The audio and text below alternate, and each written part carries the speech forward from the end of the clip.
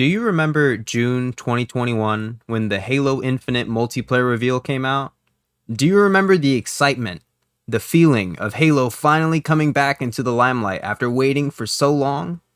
The hype for Halo was at a peak, and everyone was more than ready to see what the game had to offer.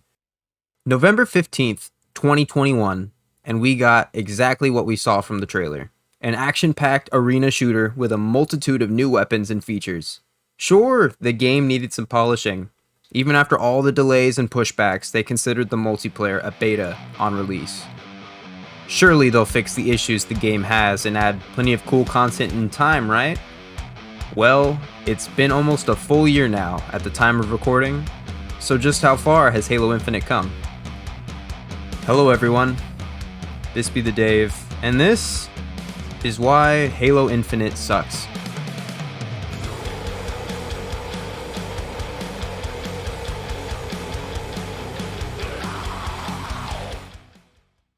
Okay, so first things first, I'd like to get this out of the way. No, I'm not covering the campaign. Okay, now that that's out of the way, I would like to begin by pointing us toward 343's skewed vision of what Halo is meant to be. They seem to be fixated on making Halo competitive. I'm not going to sit here and tell you that Halo being competitive is a problem by itself, but at its core, the game is meant to be fun. You can't tell me Halo Combat Evolved was perfectly balanced, or that button combos in Halo 2 were fair. It was never meant to be competitive. In competitive settings, Halo has always been stripped down to the bare bones so there isn't stupid one-shot weapons littered all over the map, and excellent players can shine on an equal battleground. It's supposed to be an afterthought. The main priority should always be fun and making sure the players want to keep coming back for more. Games being fun are the reason why people become competitive about it.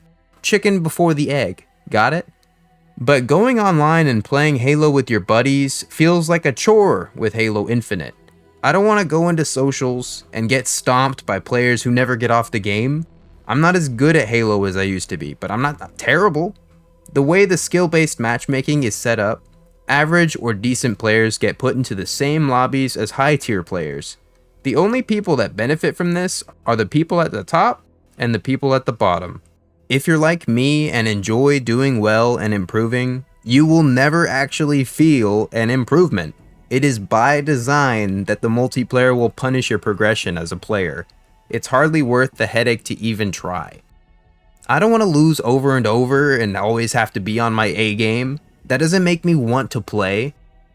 I think I'm going to go ahead and move on from that. I feel like competitive Halo and talking about skill-based matchmaking is beating a dead horse, so anyway, I don't think I need to talk about the store. Everyone knows that it's a mistake and an obvious cash grab to fund whatever it is that 343 is doing besides fixing the game. But I will talk about customization, and that's an easy one for me to summarize. It's been a while since I've played Infinite, so I'm getting on to see if I can make my Spartan pink.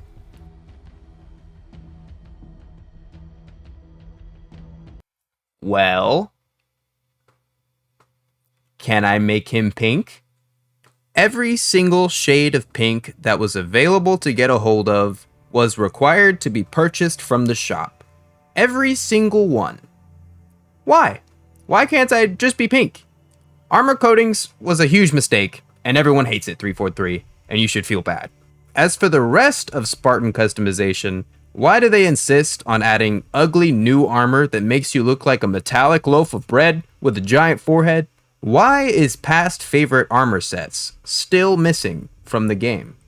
Next topic, leveling systems. Halo has almost always had a leveling system in its multiplayer, ranked or otherwise. Ranked is fine, but not everyone plays that. Some would rather to have a more casual progression system.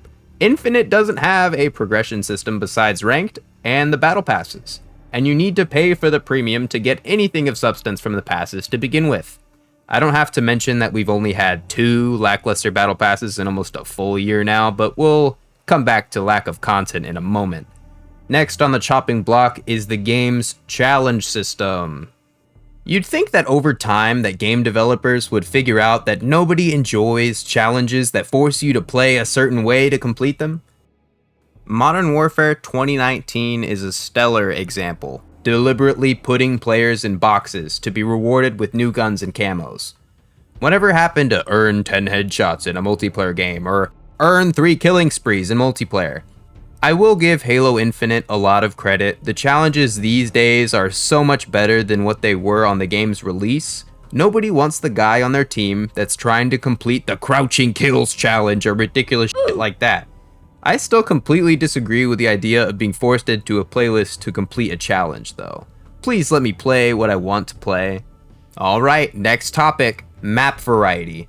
Halo Infinite on release was very fun as it was, even though 343 committed the ultimate sin and didn't give us Team Slayer straight out of the gate.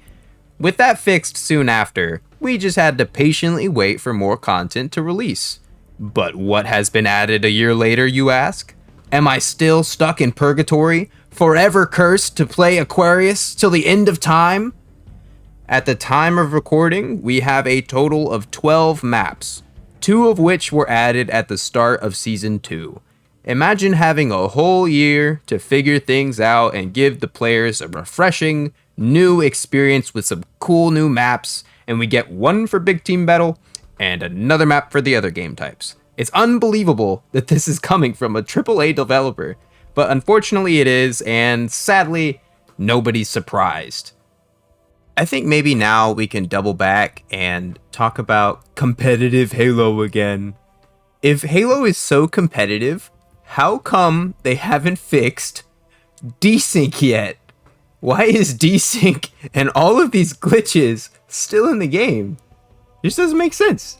All of these excuses that 343 gives us because Halo is supposed to be competitive, none of it even makes sense, because if Halo were to be competitive, you would need the game to perform correctly. And for some reason, Xbox players just have a giant issue with player desync. And it's been 10 months! The last thing I want to talk about is delayed content. Season 3 has been delayed and everyone is pissed. And at this point, I'm just about ready to default dance on Halo's grave. How long do we have to wait for Forge? Anything 343 says, I will not believe, because everything is apparently subject to change. I've never seen such a big company drop a fat dookie on its player base like this. Why don't I have Infection, or Griffball, or Playable Elites? Where is all of this time and effort going if we are going to get 2 measly maps, minor bug fixes, and a roadmap that is subject to change? Lack of updates and lying, time and time again, has built mistrust and an angry player base, or at least what's left of it. It's really sad to see just how little Halo Infinite's multiplayer has changed since it was released. Halo fans deserve better than what they have been given. I want to play Fat Kid, or Cops and Robbers. I want to assassinate my enemies and teabag all over them. I want real map variety and a rewarding progression system. I want to make my Spartan whatever damn color I want. I want what was promised when the game was revealed. I wish Halo could thrive, but 343 as a company has time and time again shown that they are incompetent and don't have any idea what makes Halo fun. Halo Infinite is bad, and Number Company bad. Alright, that's enough criticism. Maybe I'll try to be nice. What is it that 343 can do to fix this?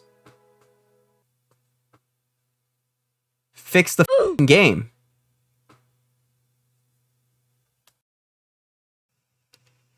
Do let me know what you want me to talk about next. Bye bye.